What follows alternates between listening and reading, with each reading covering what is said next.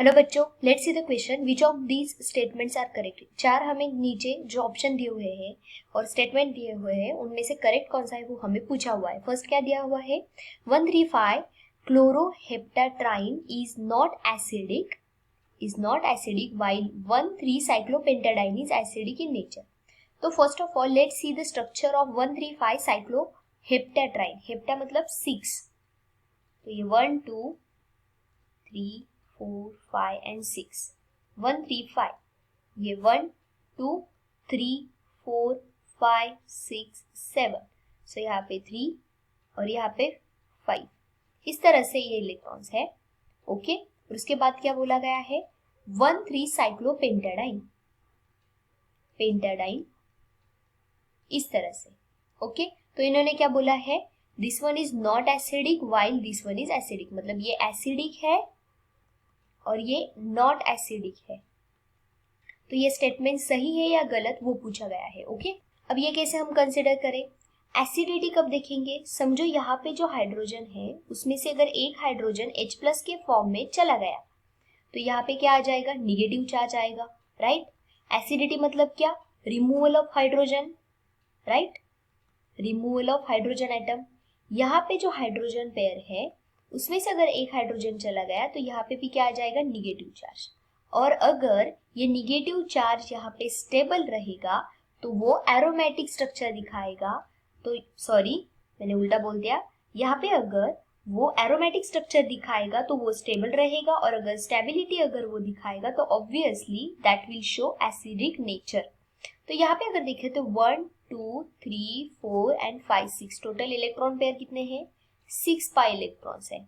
यहाँ पे कितने हो जाते हैं, 1 2 3 4 5 6 7 8, यहाँ पे 8 पाई इलेक्ट्रॉन्स होते हैं। और हमें पता है कि एरोमेटिक होने के लिए क्या क्या चाहिए, एक तो वो प्लेनर स्ट्रक्चर होना चाहिए, कॉन्जुगेशन उसमें होना चाहिए, एंड द मोस्ट इंपॉर्टेंट वो Hückel rule, that is 4n + 2 pi electron का फॉर्मूला अप्लाई होना चाहिए उस पर। तो लेट्स सी यहाँ पे क्या होता है, अगर एंटी एरोमेटिक होगा तो क्या रहेगा, एंटी एरोमेटिक के लिए 4 पाई इलेक्ट्रॉन्स रहेंगे।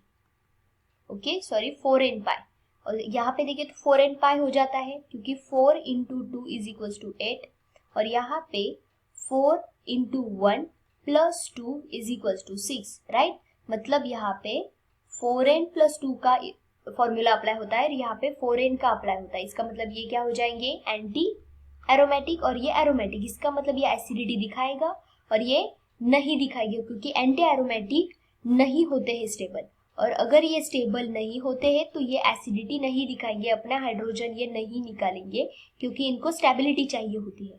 और अगर वो इलेक्ट्रॉन्स या हाइड्रोजन निकालने के बाद अगर स्टेबिलिटी उनकी कम हो जाती है तो वो नहीं रहेगा, मतलब ये सही है, ये एसिडिटी नहीं दिखाएंगे। उसके बाद पैराक्लोरोफेनॉल इज लेस एसिडिक देन पैराफ्लोरोफेनॉल। अगर इसको अच्छे से देखिए, पैराक्लोरोफेनॉल कैसे स्ट्रक्चर होगा उसका, फेनॉल रिंग, यहाँ पे OH, ये हो गया फेनॉल रिंग, यहाँ पे क्लोरीन, और अगर यहाँ पे देखे यहाँ हो गया फ्लोरीन और यहाँ पे OH, ये बेंजीन रिंग, ये हो गया पैराफ्लोरो और यहाँ पे पैराक्लोरोफेनॉल।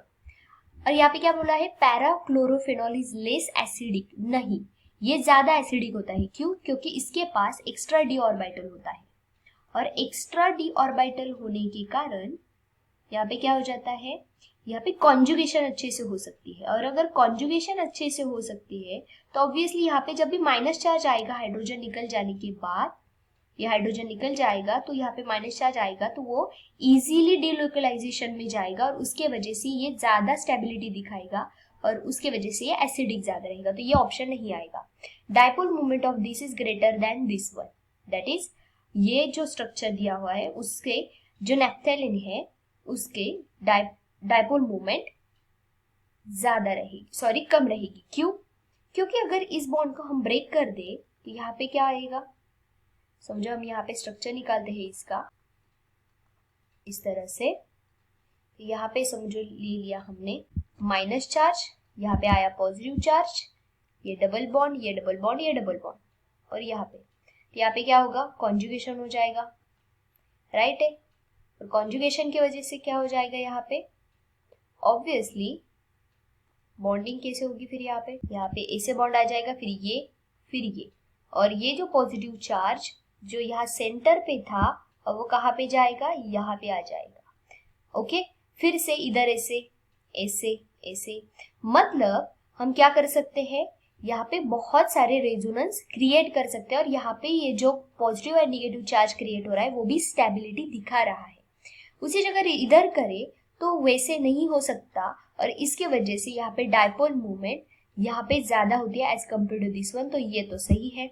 And mesomeric effect is temporary effect, नहीं, mesomeric effect is permanent effect, it is nothing but permanent effect. Mesomeric effect मतलब क्या, कि जो हमने पता है पहले ही रेजोनेंस के बारे में, होता है मेसोमेरिक इफेक्ट, उसमें ये जो रेजोनेंस हमने देखा इसको कहते हैं मेसोमेरिक इफेक्ट, तो वो परमानेंट इफेक्ट होता है। ओके, सो ये भी आंसर नहीं आएगा, तो option A and C are the correct option, option A and C are the correct option. So I hope you understood. Thank you so much. All the best.